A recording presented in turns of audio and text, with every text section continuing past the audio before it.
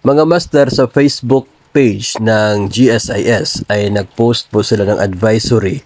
Ito po ay kanilang ginawang pag-update doon sa kanilang app na GSIS Touch. At meron pong tatlo dito sa advisory na ito na gusto ko pong pag-usapan dahil ito po ay maganda.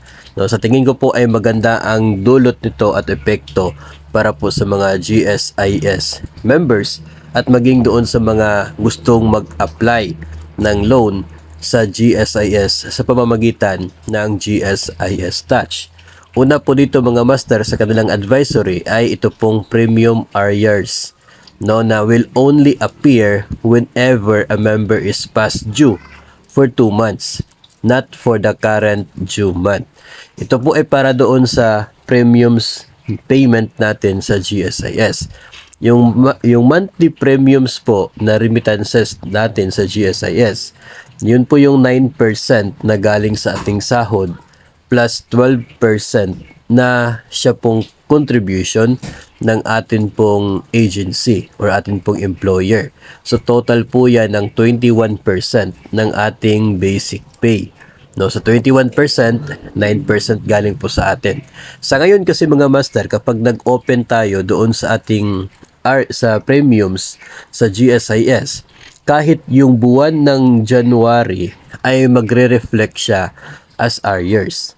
Kasi nga current month yung makikita mo na arrears doon sa previous na version ng GSIS Touch.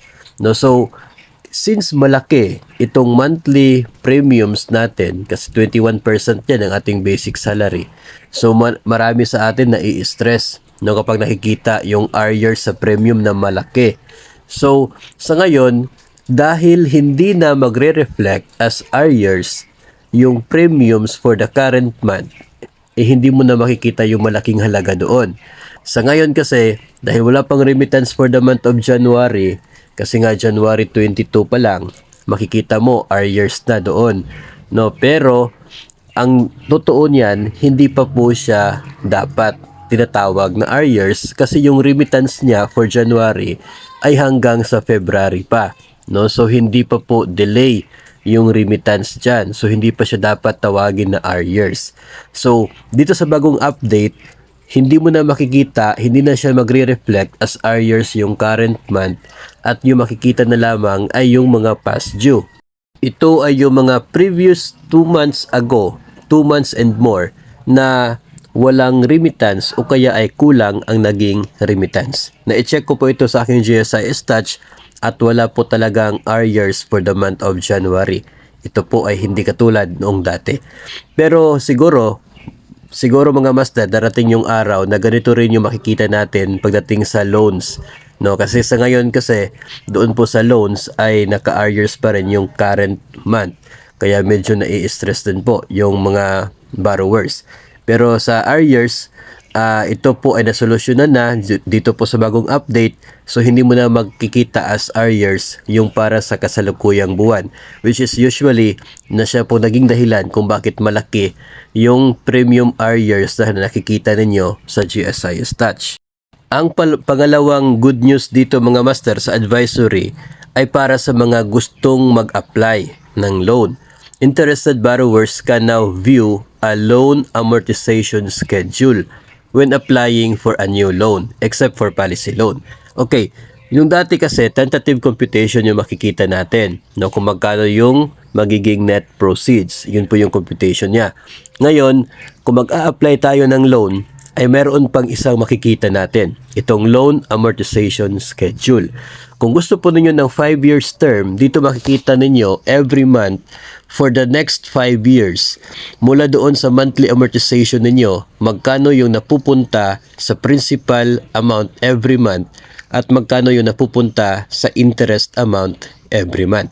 Dito po ninyo makikita slowly by slowly na pagdating ng pagtapos ng loan term ay talagang zero balance ang inyong loan. No, dito po makikita yung schedule na kung magkano yung payment niya every month. So at least dito aware tayo na after few months magkano pa yung naging payment doon sa principal amount natin after ng payments po, no, if ever man na updated yung payment ng inyo pong agency. So we can now decide if either we will proceed sa pag-apply ng loan or hindi.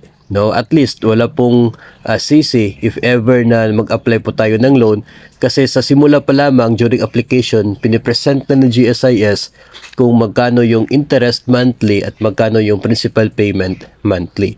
Yun po yung available sa loan amortization schedule. At yung tatlo mga master, borrowers can now see the end term of their loans.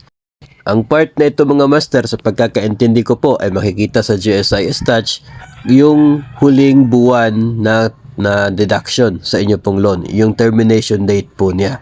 So, if ever po may mga nakikita kayong pagbabago doon sa termination date ng inyong loans sa inyo po mga payslip, pwede po ninyo itong i-refer at isangguni doon po sa nakikita ninyo sa GSIS Touch, because yun po yung magiging valid, no? Yun po yung legit na nasa record ni GSIS.